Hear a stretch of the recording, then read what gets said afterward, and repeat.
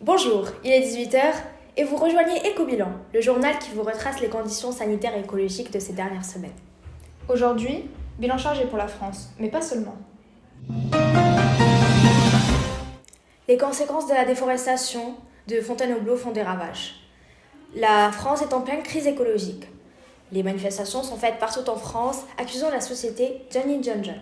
Bien que les firmes pharmaceutiques soient parvenues à contenir la crise de la ventoline de 2023, nombre d'enjeux écologiques et économiques persistent, mettant en péril la santé publique.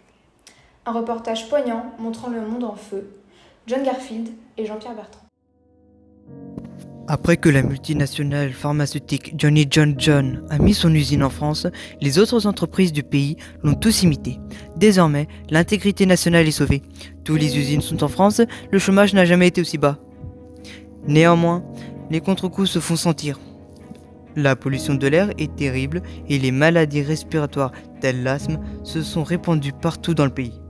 Les forêts ont presque tous disparu du territoire et le taux de dépression augmente dans la population.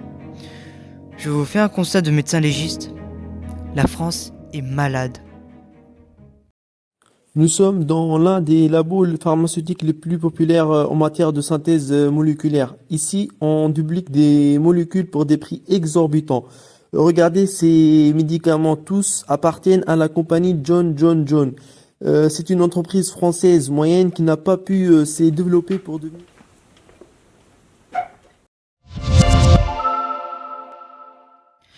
Les populations sont malades.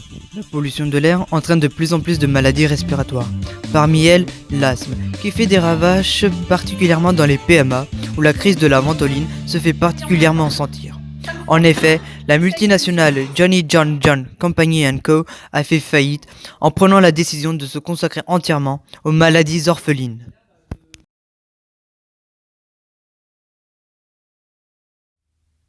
Vous avez fait des choix difficiles, n'est-ce pas?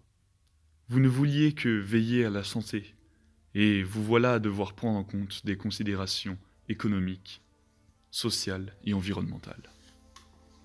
Vos choix ont entraîné des conséquences, bonnes et mauvaises. Mais pourquoi cette fin est-elle si désastreuse? Vous aviez pourtant les meilleures intentions. Il semblerait que vos choix individuels n'aient pu réussir à rendre le monde meilleur. Ce n'est pas si facile de diriger une grande entreprise pharmaceutique dans un contexte pareil. Une seule petite entreprise noyée dans la masse d'un système déjà trop peu soucieux de l'environnement. Et ce, en pleine crise climatique. De quoi vous donner du fil à retordre. Quoi que vous fassiez, vous ne pourrez changer le monde. À moins que vous n'inscriviez vos efforts dans un élan commun face à une pollution systémique. Ne désespérez pas cependant. Vous avez perdu aujourd'hui. Mais votre exemple inspirera peut-être plus de firmes à marcher ensemble vers un avenir radieux. Voulez-vous retenter l'aventure ?